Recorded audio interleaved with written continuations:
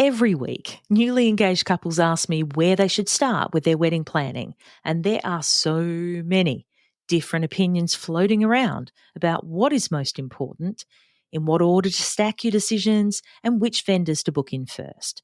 So today, I'm going to share with you what I believe to be the 3 indisputable, foundational, and crucially important first steps you need to take after you get engaged.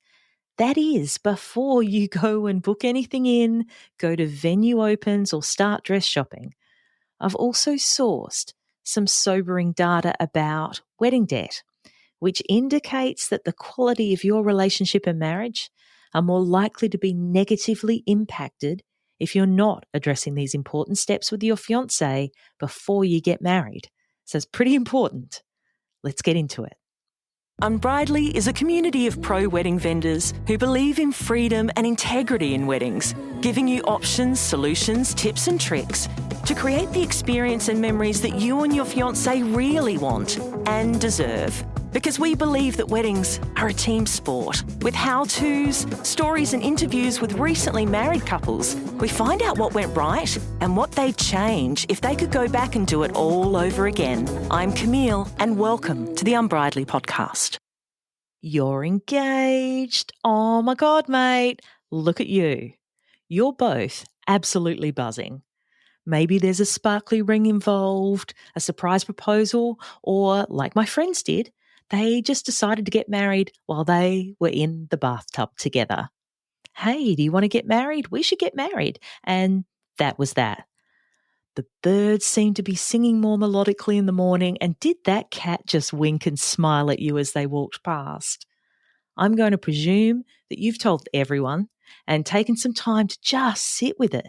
The glow, the joy of getting engaged, that someone has seen their future in you and value you so highly. It's a special time that you shouldn't wish away. But I'm also realistic. There's pressure. Time, money, family, friends. Some decisions need to be made, and the easiest way to soothe your anxiety and shut up your in-laws is to give them a date or a state, right? Just a loose idea of what you'll be thinking for your wedding, maybe what season it'll be in, or confirm, of course, the cousins will be invited, and no, it won't be like your brother's wedding. Please stop. Please don't.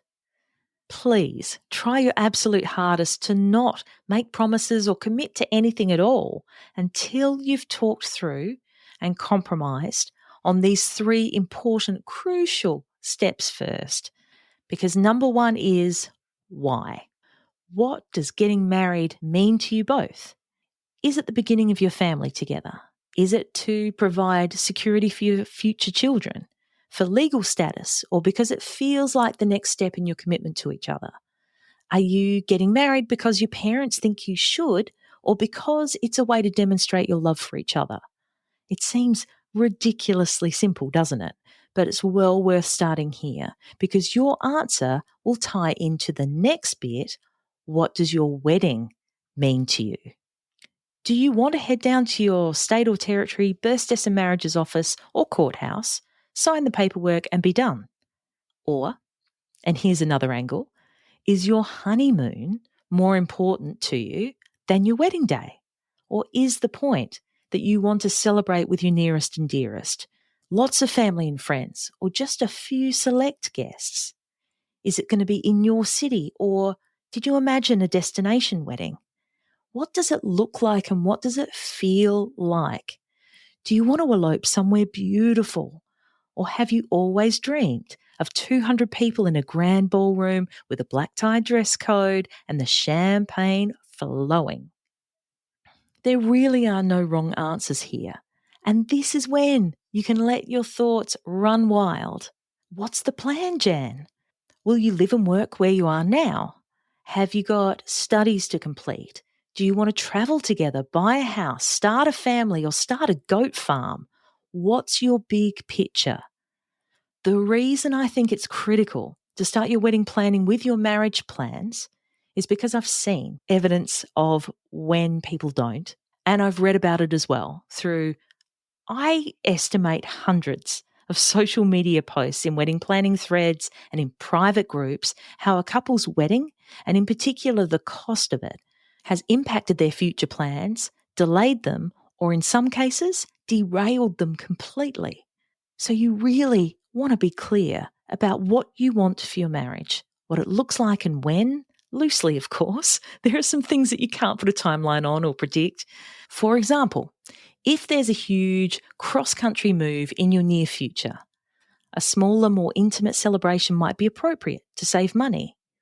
Or a huge farewell extravaganza could be on the cards to say goodbye for now. Alternatively, a birthdays and marriages office or courthouse-style ceremony might be what you want to do for now, while saving for your wedding day to be held in your new home city in a couple of years' time. You've really got to check your gut, check your priorities, and check your bank balance and earning capacity here. And also talk about it openly together. Some people say you should be looking at engagement ring insurance, and others say you need to be trying to find a date.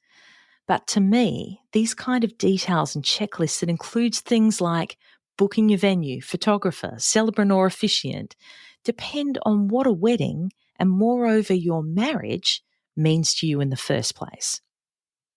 From here, you want to move on to the second part. What are your top three? Your top three are your personal measure of whether or not you have a successful wedding day in your eyes. If you want to know more about how this concept works, I'll link the blog post, Save Big Money on Your Wedding, by committing to your top three non-negotiable must-haves in the show notes.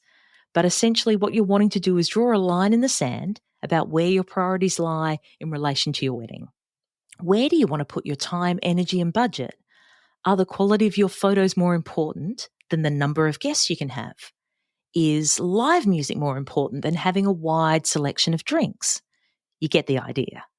You're going to write down somewhere easily accessible and visible for both of you what you want most, the things that you're willing to splurge on as a team.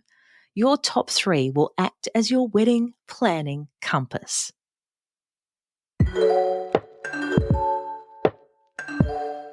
You still haven't written your vows yet, have you? Let me help. In around 20 minutes or so, you can easily write personalised wedding vows unlike anything you've heard before that will make your fiancé feel like the most loved, understood and appreciated person on the planet. The How to Write Wedding Vows That Don't Suck instant download 17-page PDF ebook walks you through a step-by-step format for your vows, how to find the right words and phrases to describe your feelings and your fiancé, how to write that crucial first draft, and create your final wedding vows masterpiece. So if you don't know how or even where to start, if you've been Googling your little heart out, or if you've been calling them wedding vows, AEIOU, this ebook is for you. Included in there are also some bonus secrets for getting the most out of your wedding ceremony. So make sure you download your copy right now and get Write Your Wedding Vows crossed off your to-do list today. The link is in the show notes. And then the third thing that you need to get your head around, compromise on, have difficult discussions with other people about is your budget. Yes, the big bad M word, money. I know it's the least exciting part of the wedding, and I completely understand why it's so uncomfortable to talk with your parents and in-laws about any money they might offer to contribute towards your wedding too. But I cannot stress enough how having the conversation early and clearly is not just good for your wedding planning, but it can also play into the success of your marriage. Ouch. Here's why. The Lending Tree commissioned Qualtrics to survey 506 Americans aged 18 to 53 that were married within the last 2 years, like when they did this. And the survey was online from April to May. Dates aren't important. But anyway, it was around 2019. And the Lending Tree asked questions about the newlyweds' wedding planning and budget to work out how many went into debt for their wedding and if that had any knock-on effects. I didn't think that the news would be so bad for newlyweds who had gone into debt for their weddings. But these are the numbers. So 45% of the respondents went into debt for their wedding. 76% of those who went into debt for their wedding say they argued about wedding-related expenses with their fiancé. And comparatively, only 20% of those who avoided wedding debt said the same. That is a complete mirror image of each other. The way couples interact with each other about their wedding planning changed when they went into debt for their wedding. 47% of newlyweds who went into wedding debt say money caused them to contemplate divorce, compared to just 9% of couples who did not go into debt. And to me, this is the kicker. 45% of recently married Americans, so just under half, did not discuss debt with their partner before getting engaged. About a third waited until after the engagement to talk finances, and 13% didn't raise the subject at all until after getting married. I think from this you can already sense that the funding of your wedding, the stress from it, and how you communicate about that with your fiancé is crucial, not just to your perceived, inverted commas, success of your wedding day, but also the future of your marriage as well. You both need to be comfortable with the budget you allocate towards your wedding. How much do you really want to spend on this? What will you both be comfortable with? Are you going to save really hard? Are you going to take on extra work, accept gifts from your parents or your in-laws to put towards your bookings and purchases? And what will that mean? Beware.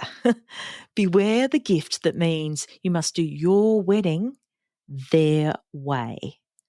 Believe me, it's more stress than it's worth. And I've seen it a lot with couples, from inviting people you don't even know to being guilted into having a religious ceremony that you don't want, to booking the florist that's not really a florist, but your auntie's best friend. If a contribution to your wedding costs comes with strings attached, you really want to know what they are up front so you can decide if you can live with them long term. Some compromises might not bother you as much, while others can be dead set deal breakers. For example, I've heard of one bride whose mother-in-law offered to pay for a wedding dress. And she's like, yay. And mother-in-law's like, yay. And look at us bonding. So 12 months out, they went dress shopping together. They picked out one. They tried it on. Well, no, the bride tried it on, They cried together when they both decided it was the one. They agreed on the price and the dress was ordered. The dress fittings took place, and the last I heard, the bride was freaking out because she discovered, just a month before her wedding, when she was due to pick up a wedding dress, that her mother-in-law hadn't made a single payment yet. I mean, how do you even start to address that? And what a ridiculous amount of stress and tension so close to the wedding. A wedding dress that's ready to be picked up with a bill of several thousand unbudgeted dollars still attached to it. It's an incredible privilege for parents in particular to be able to put money towards their children's wedding. But at the same time, it takes advanced negotiation skills from all parties to get through the planning process unscathed by unclear boundaries and expectations that are not communicated early. So just to recap, the 3 most important first steps in your wedding planning that change everything else are, number 1, working out what marriage and your wedding mean to you both. And then, number 2, agreeing on and potentially compromising on your top 3 so you're both happy and you're pulling in the same direction. And then, number 3, nutting out your budget. What's the upper limit? From there, of course, you can make a start on finding somewhere, your venue, your magic date, and please don't be afraid to look at days other than a Saturday and all the other vendors you need as guided by your top 3.